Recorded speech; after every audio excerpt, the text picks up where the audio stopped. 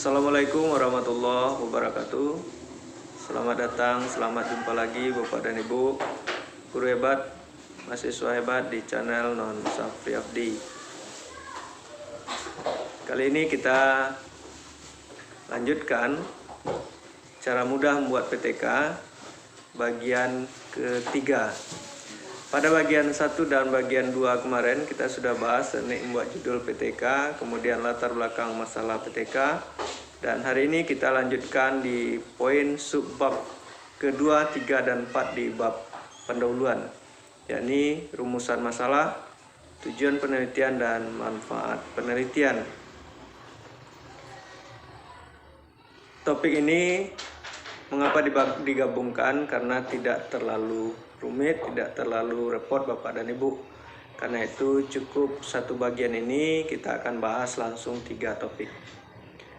Baik, terkait dengan rumusan masalah Bapak dan Ibu adalah, apa yang dimaksudkan rumusan masalah adalah mempertanyakan terkait dengan masalah penelitian kita.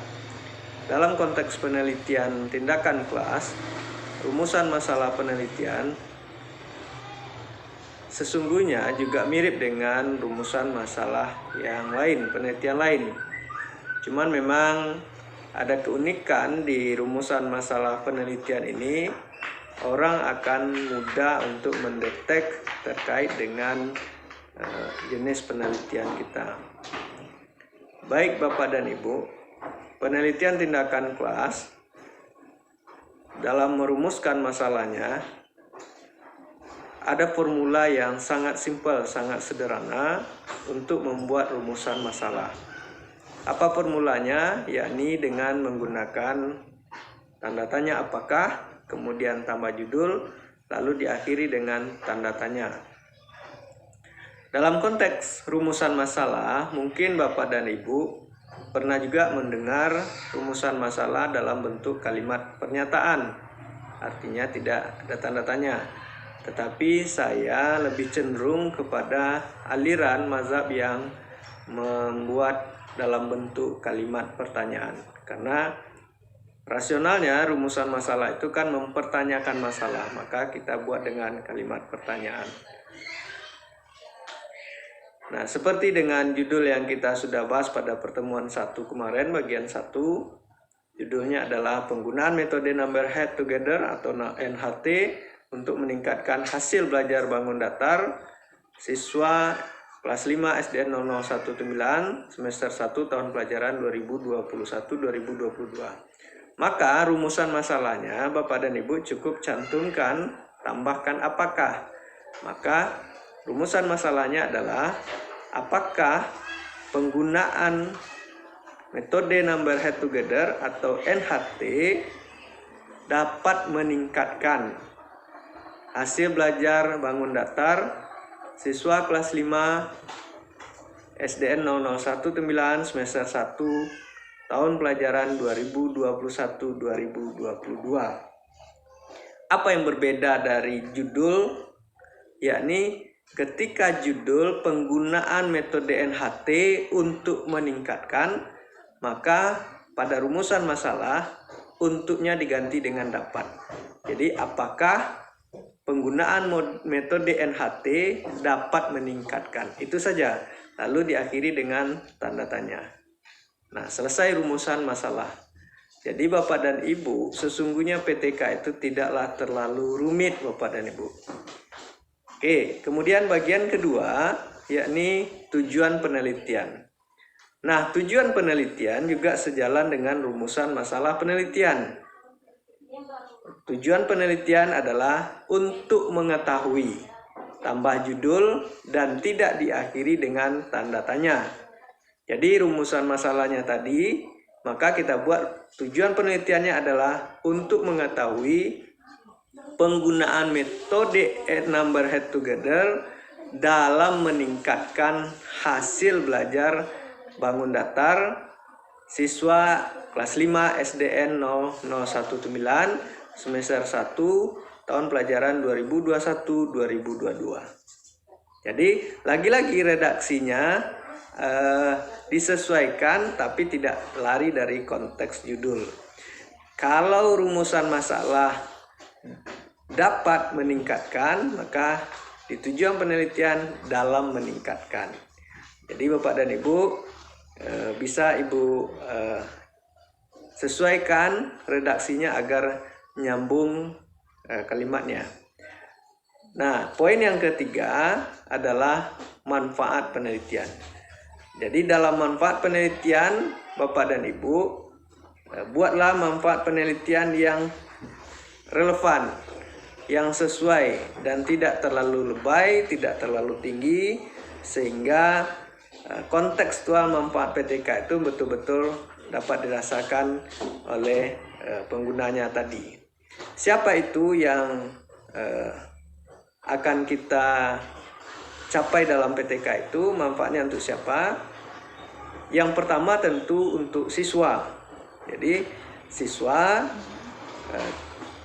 manfaat penelitian untuk siswa dapat meningkatkan, kaitkan dengan judul. Jadi kalau tadi judulnya hasil belajar, maka manfaat untuk siswa adalah dapat meningkatkan hasil belajar khususnya pada materi bangun datar. Kemudian untuk siapa lagi? Untuk guru. Untuk guru tentu menjadi salah satu alternatif dalam pembelajaran matematika khususnya pada materi bangun datar. Bukan satu-satunya Pak dan Ibu, tapi salah satu. Nah, berbeda ya redaksinya, satu-satunya dengan salah satu. Kalau salah satu metode NHT dalam pembelajaran matematika, berarti ada metode lain. Tapi kalau satu-satunya metode NHT, maka tidak ada metode lain dalam pembelajaran matematika. Jadi mudah-mudahan materi ini, metode ini menjadi alternatif lain dalam konteks pembelajaran matematika, khususnya pada materi bangun datar. Dan yang ketiga manfaatnya adalah untuk sekolah. Nah, untuk sekolah tentu saja akan mampu meningkatkan nanti kualitas pembelajaran, kualitas hasil belajar di sekolah yang pada akhirnya dapat meningkatkan mutu pendidikan di sekolah tersebut. Nah, mungkin Bapak dan Ibu pernah melihat juga ada manfaatnya untuk peneliti lain. Ya, sah-sah saja Bapak dan Ibu. Jadi Bapak dan Ibu bisa saja poin yang keempatnya buat untuk peneliti lain, tetapi substansinya pada prinsipnya untuk penelitian tindakan kelas, siswa, guru, dan sekolah rasanya sudah cukup. Nah, jadi Bapak dan Ibu tidak perlu pula membuat manfaat penelitian untuk kepala dinas pendidikan provinsi, untuk bupati, untuk gubernur, dan lain sebagainya. Tidak usah terlalu lebay Bapak dan Ibu, karena memang manfaat PTK ini yang betul-betul nanti bisa dirasakan untuk pihak terkait.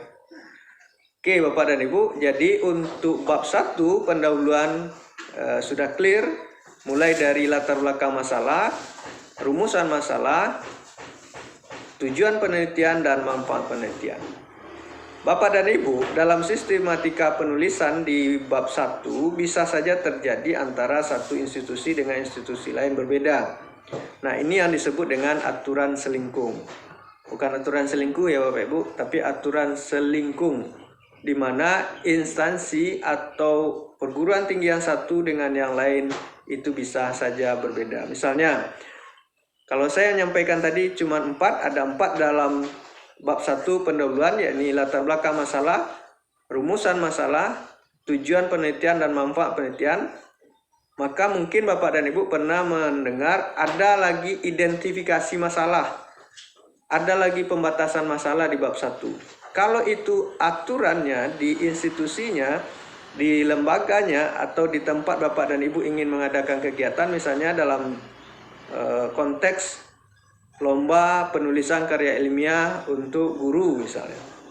Nah, mungkin diadakan oleh Dinas Pendidikan mungkin, atau diadakan oleh kementerian. Mereka mencantumkan harus ada identifikasi masalah, maka Bapak dan Ibu harus ikuti itu.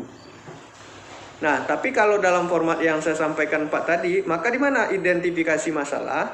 Identifikasi masalah dia include masuk di dalam latar belakang masalah. Jadi Bapak dan Ibu masukkan identifikasi masalah di latar belakang masalah. Dia tidak berdiri sendiri. Tetapi kalau Bapak dan Ibu mengikuti suatu kegiatan yang aturan mainnya, sistematikanya ada identifikasi masalah, maka Bapak dan Ibu harus pisahkan dia, harus berdiri sendiri identifikasi masalah. Begitu juga mungkin ada Bapak Ibu lihat ada lagi pembatasan masalah. Ya sah-sah saja Bapak dan Ibu. Pembatasan masalah itu adalah artinya mempersempit ruang atau mengecilkan lagi atau mengkhususkan lagi terkait dengan masalah penelitian yang kita mungkin banyak masalah yang kita temukan. Jadi sekali lagi Bapak dan Ibu, itu adalah persoalan khilafiyah yang tidak perlu diperdebatkan. Apalagi Bapak dan Ibu sampai terjadi pertumpahan darah, kenapa ini ada identifikasi, kenapa ini ada pembatasan, kenapa ini tidak ada. Jika aturannya seperti itu, ikuti. Karena itu bagian dari penilaian, mungkin dalam lomba-lomba tertentu, kita harus mengikuti aturan dari lembaga yang membuat kegiatan tersebut. Tapi pada dasarnya, prinsipnya, dalam bab 1 pendahuluan mengantarkan pembaca bagaimana pembaca bisa menerima ini perlu dilakukan penelitian. Mengapa ini perlu dilakukan penelitian? Jadi inilah yang bisa saya jelaskan pada bab 1 di bab pendahuluan. Sekali lagi isinya adalah latar belakang masalah. Bisa Ibu lihat di video di bagian kedua. Kemudian rumusan masalah, tujuan penelitian, dan manfaat penelitian. Mudah-mudahan apa yang saya sampaikan bisa Bapak Ibu guru hebat dan mahasiswa hebat pahami, serta pengunjung channel Non-Safri dipahami, dan bisa akan semakin memudahkan Bapak dan Ibu dalam menulis penelitian tindakan kelas. Terima kasih atas segala perhatian Bapak dan Ibu atas kunjungannya di channel ini. Mudah-mudahan Bapak dan Ibu senantiasa sehat dan sukses selalu dalam segala aktivitasnya. Tetap semangat. Saya akhiri, billahi taufiq wal hidayah. Assalamualaikum warahmatullahi wabarakatuh.